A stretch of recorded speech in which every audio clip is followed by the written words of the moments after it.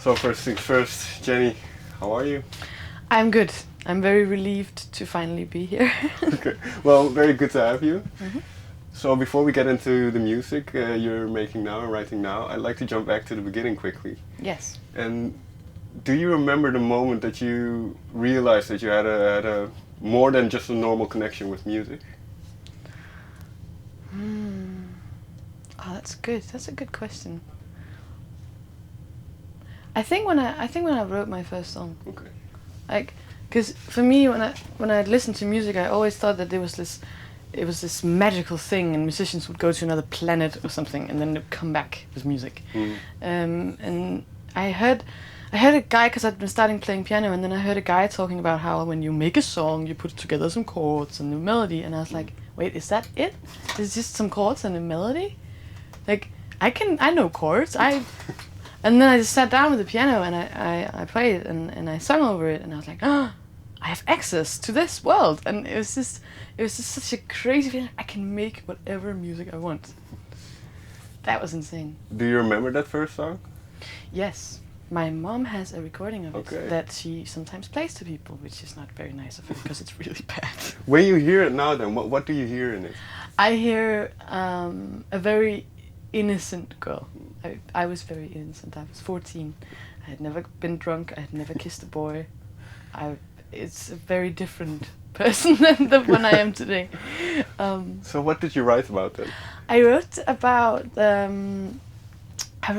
lonely angels. It was called, and it was about all, like, lonely people who were really cool. So this might sound a bit weird, but was music for you a way to kind of delve into your own emotions and kind of get that out even from the first one? Even from the first one, yes. Yeah, I remember it was like, I always wanted to create experiences for people. Like from a very early age, I thought I was going to be a movie director. Okay.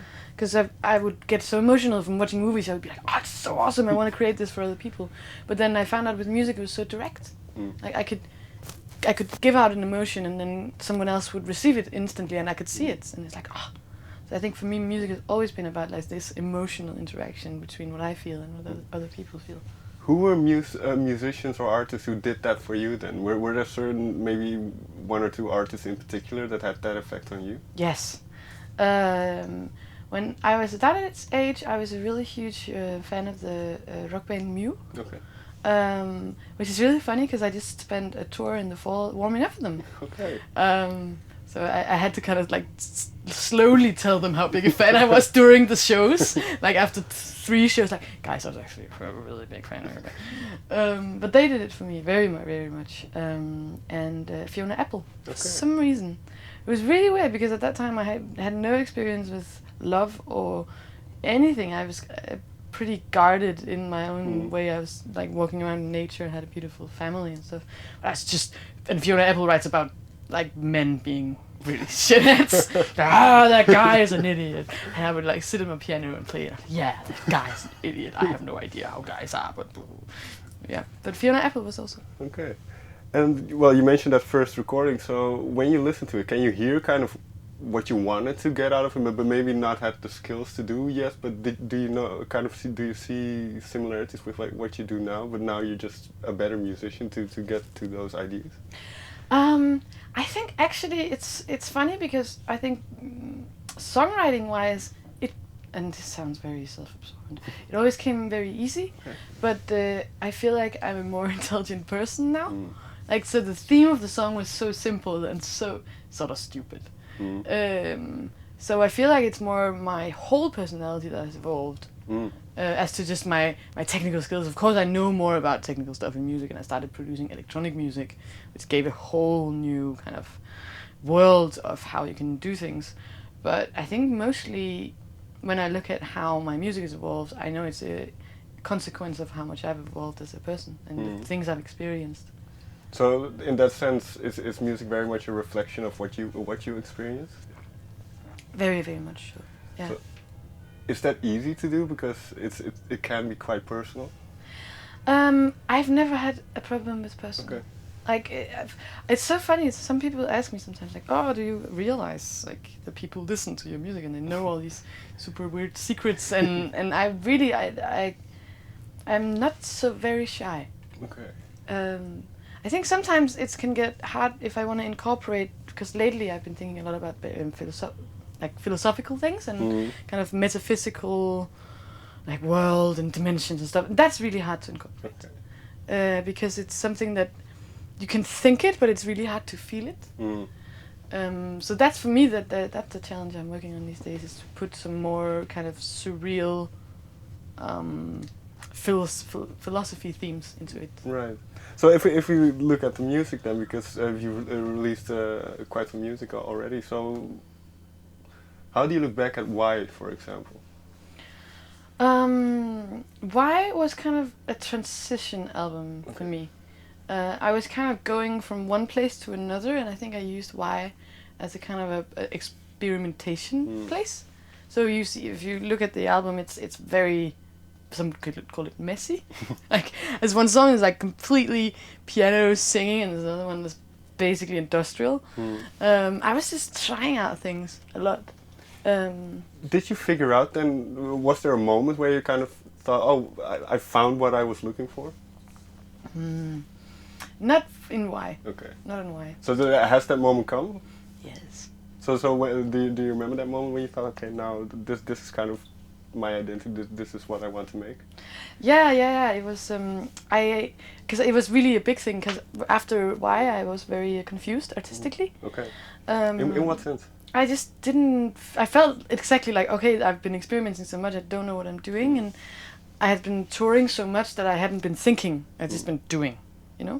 And I felt like I need to think, and I'd been making so many projects with a lot of people, because if someone offers me a cool project, I'm like, yeah. So I've been doing the duo with the Bonhomme, and I've been doing stuff with Arsenal, and been involved with that movie, and it's just, everything was just, and I just realized I have no idea what I'm doing. I need to stop. Okay. So I moved to Shanghai alone, and I didn't know when I was going to come back. I just moved there. I cancelled 3 shows. And called my manager, like, guys, I'm sorry, I'm moving to Shanghai. I don't know when I'll be back. And then I spent a lot of time there thinking, and I realized in Shanghai what I was going to do. What did you discover about yourself then in Shanghai? The funny thing is that I discovered that it wasn't so much about finding myself as finding again that what I want to do is describe the world. Because I was so convinced I was going to be in Shanghai and be like looking at myself and staring at my navel, you know. But then a lot of really, really magical, interesting things happened around me. Like, I got involved with this crazy crowd of people. There was a love story. There was darkness. There was like it was like I was in an epic movie. And I was just like looking at myself, and then suddenly I looked up and I was like, wait, maybe I should just describe this. Like, maybe I should just look out at the world instead of trying to look in. What was the first song that you kind of wrote out of that period? Let me see. It's a song called The Mansion. Okay. Which is on the next album. What's, because I'm sure you can't say too much about it, but what started that song off? There was a place called The Mansion Club that I used to go to, which is a very, very interesting place, and I wanted to create something that matched the place, and I wanted to create something that would kind of like all my feelings towards that place and what I'd learned there, and I just wanted to kind of capture it and put it in music. So does music in that sense, because you also mentioned movies and kind of, so I suppose that soundtrack element is there, so does it always start with a mood or a kind of a feeling? Yeah, I mean sometimes it's just, you know, lolling around, you know, on my computer, like and then suddenly you see, oh wait, there's a mood in what I'm doing, you know, just throwing sounds at something, and then, you know, then the mood expands very quickly. I usually don't work with things that, like, it has to get a mood very quickly, otherwise I'm not interested. Right. And that mood then, when you perform live, does that mood kind of come back to you? Yeah. But that's the interesting thing about performing live, is that your relationship to the songs changes. Okay. Like, I have a song called New Cars and Babies on Why, and I played it 1 year before why I was released, and I played it ever since. It works really well for live shows. Right. And what that song has been about has changed so many times for me. Like what kind of feeling it gives me, what the lyrics mean. It's a new thing sometimes, because then my life changes and I have different perspectives and I have different people in my life, and then I have to sing the song in a different way. And I suppose then also people or the audience has their own interpretation. Does that affect kind of how you see a song? It can do sometimes. Yeah. I mean, it's mostly when they start crying, which is just the nicest. I'm sorry, but it's the nicest thing ever. If the audience starts, if I spot a person crying, I'm flying high for several days. Like, yes, I need someone crying. In that sense, then, what is one of the best things that a fan or audience member has said or done?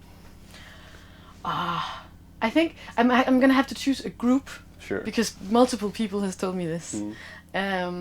People who tell me that they listen to my music while getting over a breakup.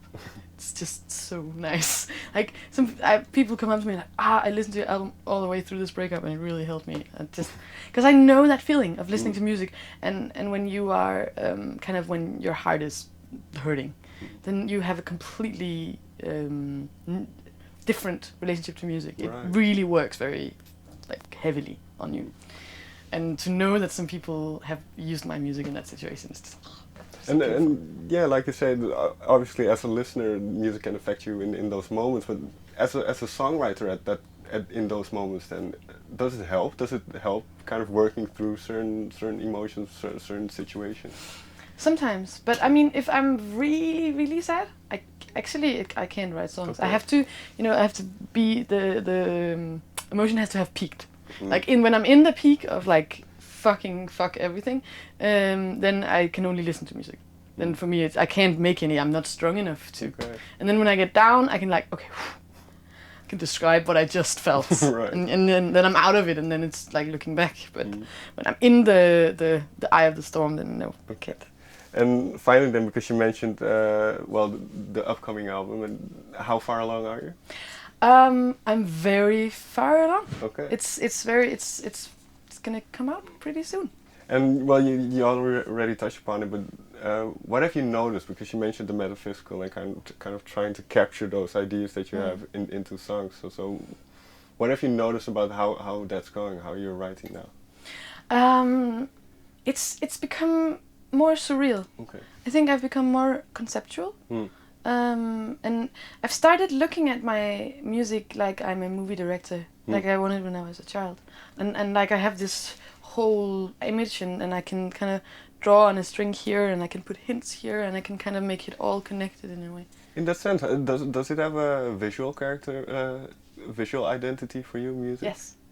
So when you write, do you see certain images and then? Well, I don't see it like specifically images, but I use drawing and kind of when I write, I always have a lot of paper lying around with like, this has to sound like this and it has to sound like this, kind of trying to remember whatever I want the song to be like. So in that sense, final question then, would you like to do soundtracks? Yes. I mean, I've done stuff for an animated TV series that's going to become an animated movie. Okay. It was so much fun. And I've been invited to do a big, theater thing with a Greek tragedy. Okay. Which I've just said yes to, because I'm like, fuck, it sounds so cool.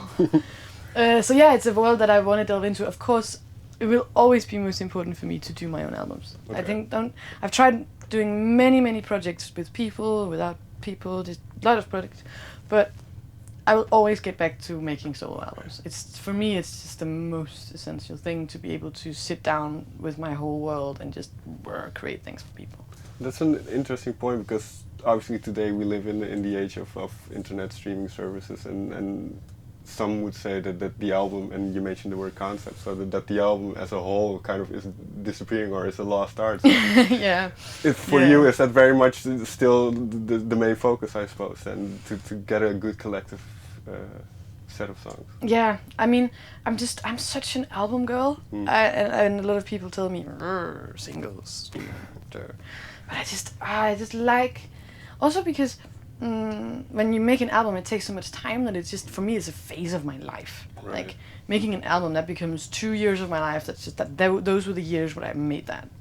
And it's just such a nice amount of music, and it's such a nice piece where you can put so many different things in it. And just, I mean, I could make an EP with side projects maybe, but with my own stuff, I'm always going to be an album girl. I have one more question, and what is your? It's very difficult, but do you have a favorite album?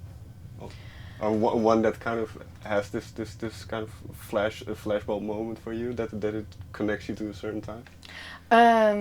Yeah, there's an album by the Norwegian band Kites called Silent Treatment, and that's just fucking hell. That's one of the. This is the best album I've ever. It's just her lyrics and their soundscapes and her voice. It's just so good.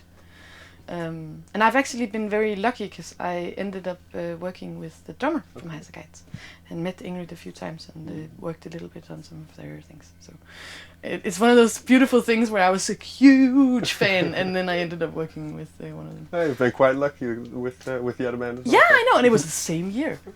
Very good. Starstruck year. Jenny, thank you very much for your time. Thank you. Thank you.